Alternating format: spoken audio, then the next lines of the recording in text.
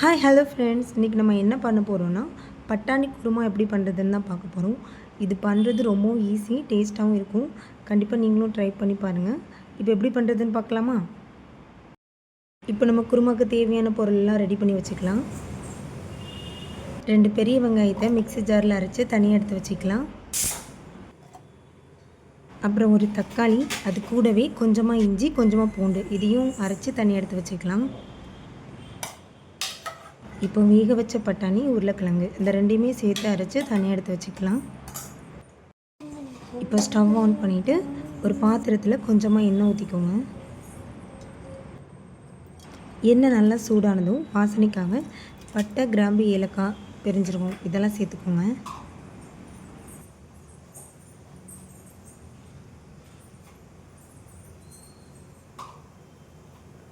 இப்போ நம்ம அரைச்சி வச்ச வெங்காயத்தை இதோடு சேர்த்துக்கலாம்.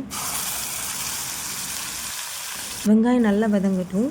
வெங்காயம் நல்லா வதங்கினதுக்கப்புறம் இது கூட நம்ம மசாலாவும் சேர்த்துக்கலாம். இப்போ நான் என்ன மசாலாலாம் சேர்த்துருக்கேன்னா, 1 ஸ்பூன் தனி மிளகாய்த்தூள், 1 ஸ்பூன் மல்லித்தூள், 1/2 ஸ்பூன் மஞ்சள் தூள், 1/2 ஸ்பூன் கரம் மசாலா சேர்த்துருக்கேன். கூடவே நம்ம அரைச்சி வச்ச தக்காளி இப்போ சேர்த்துக்கலாம். தக்காளி நல்லா இப்போ வதங்கட்டும்.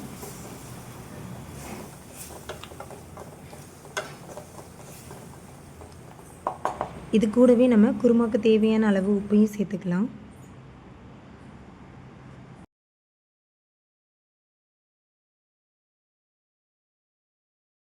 இப்போ பார்த்தீங்கன்னா தக்காளி நல்லாவே வதங்கிருச்சு. இப்போ நம்ம இது கூட அவிச்சு வச்ச பட்டாணியை சேர்த்துக்கலாம்.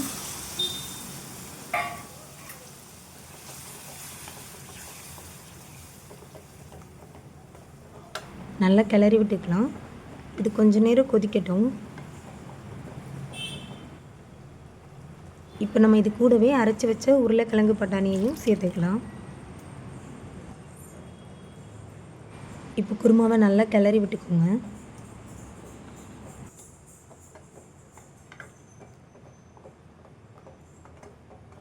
குருமாவை ஒரு 2 நிமிஷம் மூடி போட்டு வேக விட்டுடலாம்.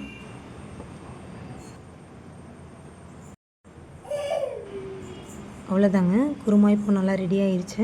உங்களுக்கு பார்த்தாலே தெரியும் எண்ணெய்லாம் நல்லா பிரிஞ்சு வந்திருக்கு. அவ்வளோதாங்க, இப்போ நல்லா கிளறி விட்டு மேலே மல்லித்தலையை தூவி பரிமாறிடலாம். அவ்வளோதான் ஃப்ரெண்ட்ஸ், பட்டாணி குருமா இப்போ ரெடி ஆயிடுச்சு. இது பண்ணுறது ரொம்பவே ஈஸி.